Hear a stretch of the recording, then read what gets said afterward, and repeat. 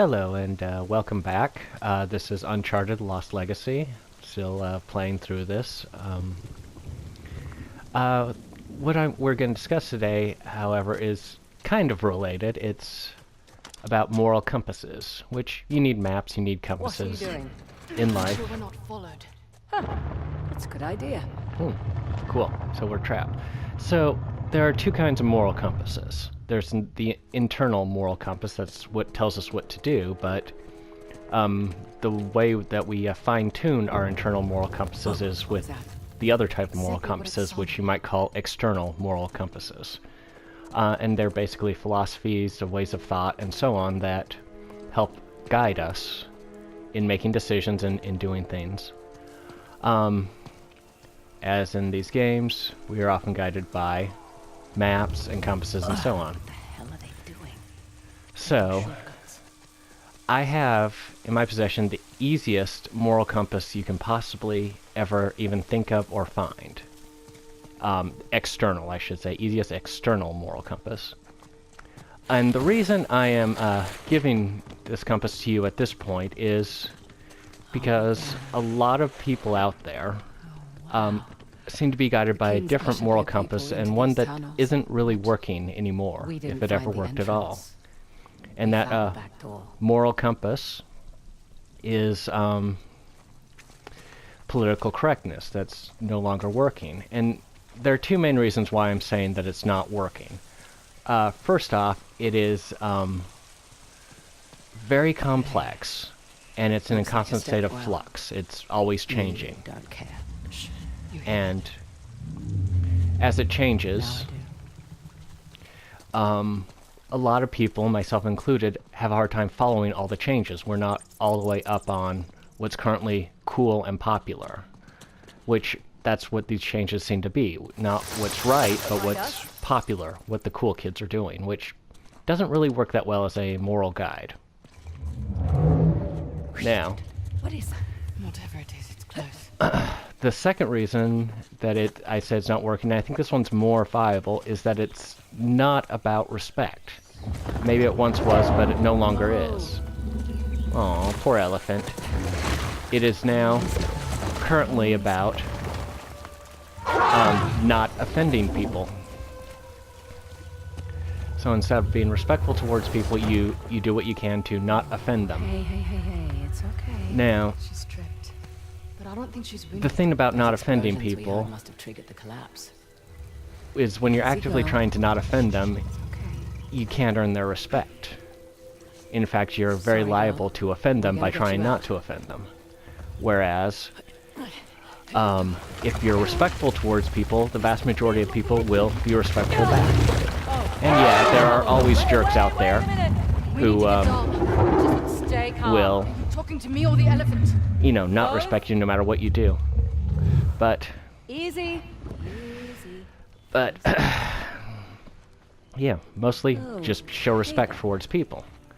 So the moral compass that is so simple, that is given to everybody, it was taught to children when I was a kid, and now, and it's still taught to children in certain places, is a very simple rule.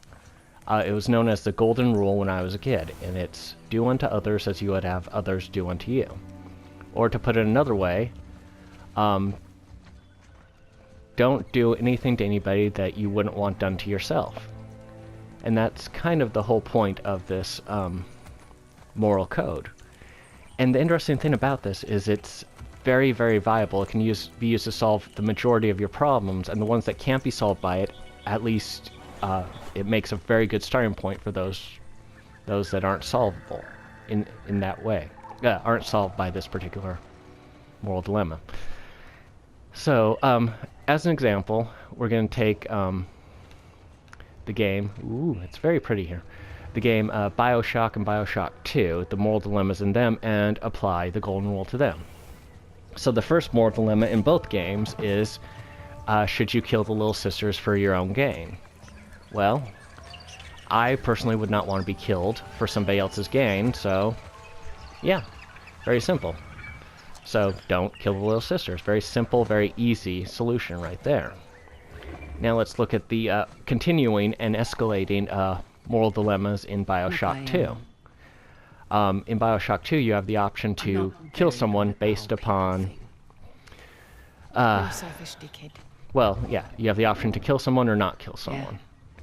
The first person you have the option to kill is someone who has been very much getting in your way and being very much a jerk towards you. And you discover the reason that she's being so such a problem is because of misunderstanding. Now, I put myself in those shoes and say, I wouldn't want to be killed over a misunderstanding.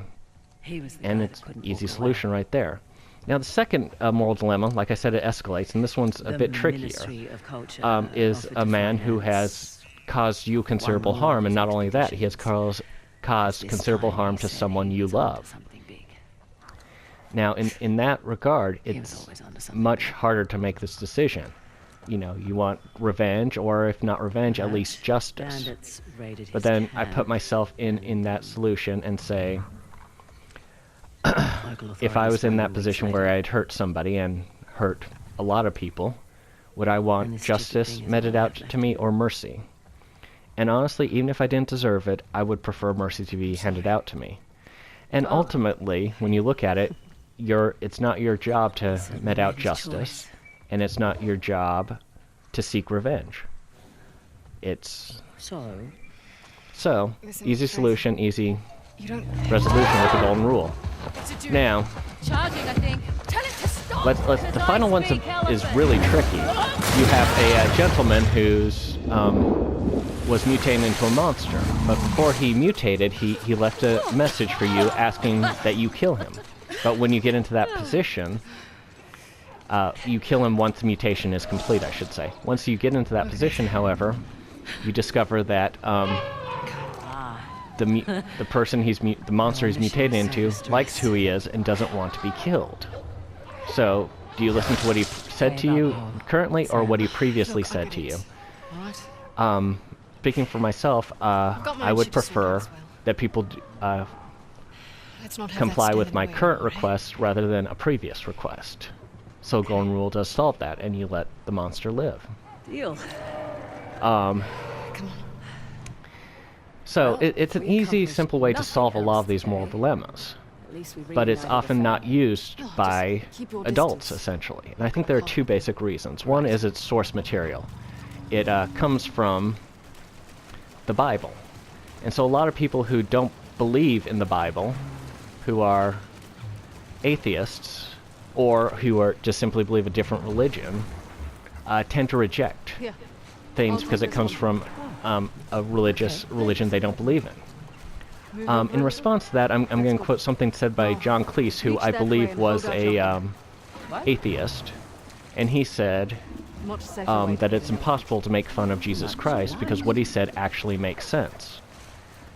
And the point I'm going with there is that even if you don't necessarily believe in something, there still may be a certain degree of value to whatever it is. Now, Salah battling the tiger. I'd say we're on the right track. Now the second, can't speak right now. Now the second reason I think people reject it is it's overly simple. It's so easy a child can understand, and like I said, it's actually taught to children. I'm exploring a little bit around here because there's some sort of treasure nearby. But it's actually taught to children, and that makes it way too simple for a lot of people. A lot of people, it's easy to believe in